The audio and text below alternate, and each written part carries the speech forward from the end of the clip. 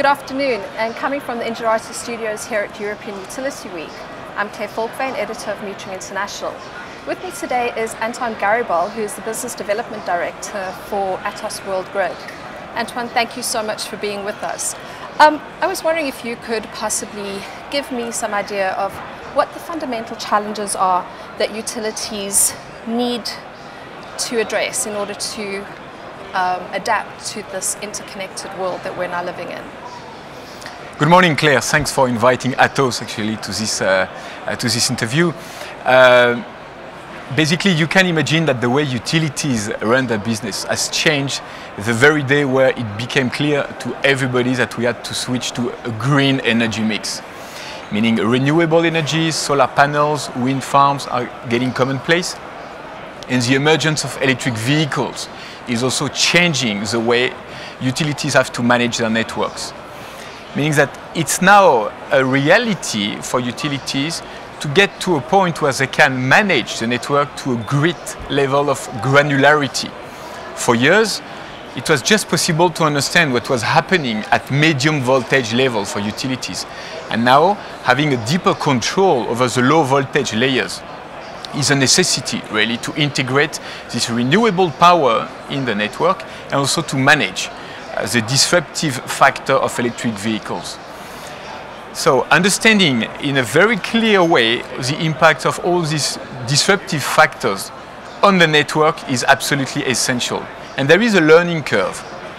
And utilities are still in the process of learning how to do it. It becomes also very clear that we are changing the way where for years we were managing somehow the electricity distribution. For years it was all about really pushing power to the end consumer, and now it's much more about controlling really the consumption. For that, getting ways to measure, to influence, to encourage change of behaviors, to put the right incentive in place for the utilities is essential. Meaning that utilities have now to understand how the customer base react to various signals, various incentives they can put in place really to drive new behaviors. So in the end, in terms of challenges really towards smart grid and towards this interconnected world you are evoking, it's about having the right tools in place to manage in a much more effective way the network, having the right platforms and all the data flows to measure and understand how customers behave and how customers consume. And from a broader standpoint, it's about breaking the silos within the utilities organizations themselves, between the network management department, the metering department, the consumer department, because all in all these departments, all these teams have now to work together, exchanging data to make the right decisions at the right time. So it's a complete transformation for utilities. It will take a significant part of time to adapt, and that's why Atos Worldgrid is there to help customers adopt really a new strategy for all these new challenges. Now, when we were talking earlier, you were speaking very much about Smartbird Ready. Can you give us some idea of what does that mean?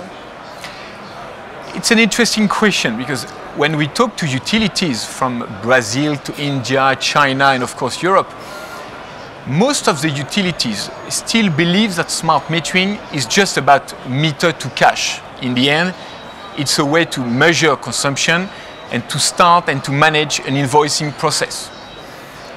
We at Atos, we have been in this business for more than 3 decades, having our first smart metering implementation 15 years ago, and we have realized that in the end, smart metering was just the foundation of something much more ambitious, which will be transformational for utilities. And from the smart metering architecture, it's about really understanding how to manage in a much more effective way the distribution, medium voltage and low voltage networks. It changed radically the way you build the economic model of smart metering. Suddenly, you can really improve the way you manage your assets, the way really you deal with outage which could occur during the life cycle, obviously, of your infrastructure. It's about, again, understanding how to inject renewable energy at microgrid level. It's about fighting fraud for non-technical losses, as we call them in this industry. So in the end, it's about being able to bridge the gap between what we call the smart metering world and the network management rules and practices. Being smart grid ready is a philosophy we decided to go for when we built our product ASGS, the Atos Smart Grid Suite.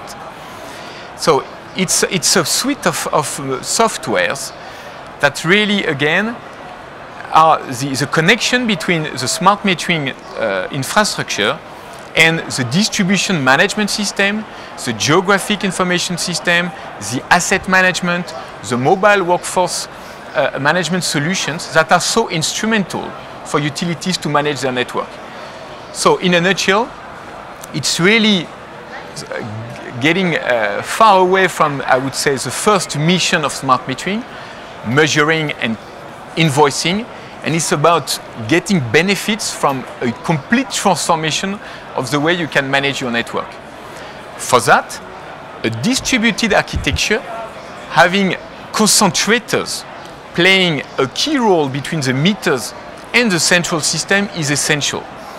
And the way we design our solution is by putting really distributed power within these concentrators to somehow act as a bridge between really the distribution management system, real time obviously, which will benefit from the flow of data that are raised by the meters. So it's a complete transformation, fairly innovative, and in the end it's all about new services to the utilities and to the end customer.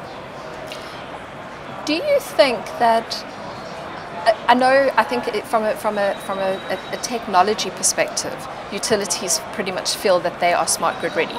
Do you think from a cultural perspective they have the same level of acceptance perhaps that would make it work?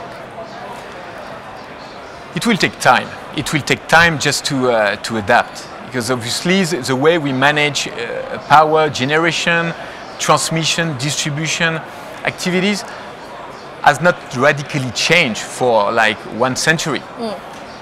So we are in an environment which is really driven by managing quality, managing assets for the long term. I think now there are lots of drivers from a governmental standpoint, from a societal, I mean from really all the public organizations, from the end customer groups. All these factors somehow are putting some forces on the utilities so that they adapt much quicker than the way they did before. Internally, well, we see obviously some cultural hurdles with the silos, the traditional way utilities operate, with separate teams in charge obviously of network, metering and end customers, and also having the deregulation breaking the value chain with the retailers and with the distribution, having two separate focuses. So it will take time before all these players can adapt. But we have seen really a radical change in the way our counterparts, our clients, the management teams of our utilities were really embracing the smart grid and the smart metering challenges. And now it becomes clear for everybody that it's a matter of years. We see the first disruption happening on the network with electric vehicles, with solar panels, with wind farms, and utilities have now to deal with that. It's a matter of fact, it's a reality. And towards the end customer, in terms of quality of the power which is distributed to each and every end user, it's just a matter of commitments that utilities have just to stick to. So in the end, it will take time, but we see already a new mindset at utilities, and this paves the way really for large transformation of the way they operate. I guess with any big change, it's about a cultural change within an organization as well, and we all know that that's something that doesn't happen overnight. When we were talking earlier, you were saying that there are some other stumbling blocks. I mean, besides the cultural acceptance, there are some other stumbling blocks to managing the smart grid evolution. Would you like to share some of those, please? Of course, of course. The very first one is just a financial point. The economic model for smart metering could be a challenging one, really, to balance. And we see some utilities more advanced than others, actually, really, at building the model. When fraud, when non-technical losses is a problem, you can get immediate payback for smart metering deployment. In more mature countries, where fraud is not a major issue, you have to get really to additional benefits, such as managing in a better way the assets, somehow reducing the need for human intervention at the household or to manage the network. And obviously, it's about also automating the way somehow the interaction with the customer is dealt with by utilities. So the economic model is still a major stumbling block for a number of utilities, especially in Europe. Despite very innovative utilities such as ERDF, which really have understood the whole equation that was being transformed by smart metering. So economic model is a first difficulty. Access to capital is also fairly important. In the midst of a crisis that Europe is in, it's probably difficult really to convince your shareholders or governments to invest large lump sum in such a transformation project. Technology is also an issue. And we see a number of innovations still changing the game very, very frequently. We at Atos, we believe in industrial solutions, where somehow utilities can make a serious investment decision, a 25-year commitment. So it's a very long period of time for everybody. And being sure that the solution is future-proof, will be able to adapt, and obviously to take advantage of the technology evolutions. So we'd like to reassure utilities when they make decisions that somehow by getting for a future-proof industrial solution, it can start now. They don't have to wait too long, actually, really, to kickstart this smart metering deployment. Last point I would like to evoke is also the relationship to the end customer, because in the end it's a matter of acceptance by the end user. And here we see that by working all together, utilities, IT companies like Atos, which as a large system integration company can take the lead, we can bring new ecosystems in place, where somehow utilities will be the cornerstone of this ecosystem, but there'll be new service providers interested in monetizing maybe new services to the end customer.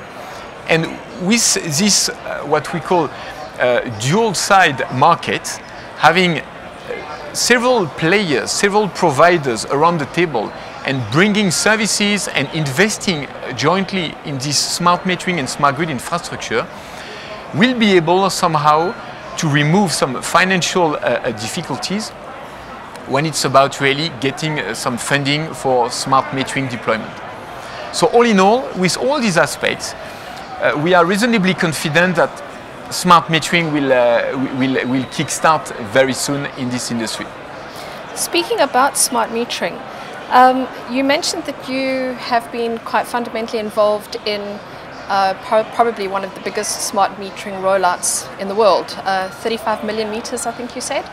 Do you want to just give a quick overview about that project, and how are you going to manage the data that is going to come streaming in from that? Sure. Well, we are very proud of being ERDF's technology partner for smart metering, for the Linky program, which started in 2007. one of the most innovative program to date, really in the smart metering industry, which will completely transform the way data are collected from the ground at the meter level, and then channeled to concentrators through a highly distributed architecture before obviously being centralized by ERDF, really to process data and then start the invoicing process. Among the challenges ERDF faced in this program, obviously, with such a massive scale, 35 million meters, it's all about performance. How can you deal with such a large amount of meters while guaranteeing a superb level of service, of performance? So we sat down with ERDF and we designed a fundamental principle of the solution, which is a distributed architecture, which guarantees and ensures today one of the best SLA that is measured today actually by utilities. So by having concentrators between the meters and the central system playing an active role and somehow managing locally the meters and the data flows, it helps a lot really avoiding any bottlenecks in terms of performance of the system. So it was really something fairly innovative and that many utilities now look at with a lot of interest. So performance was an obvious area of concern, and now we have shown really that it was completely controlled, and by design it was something that really was on track. We found out also that deploying large amounts of meters was also a challenge.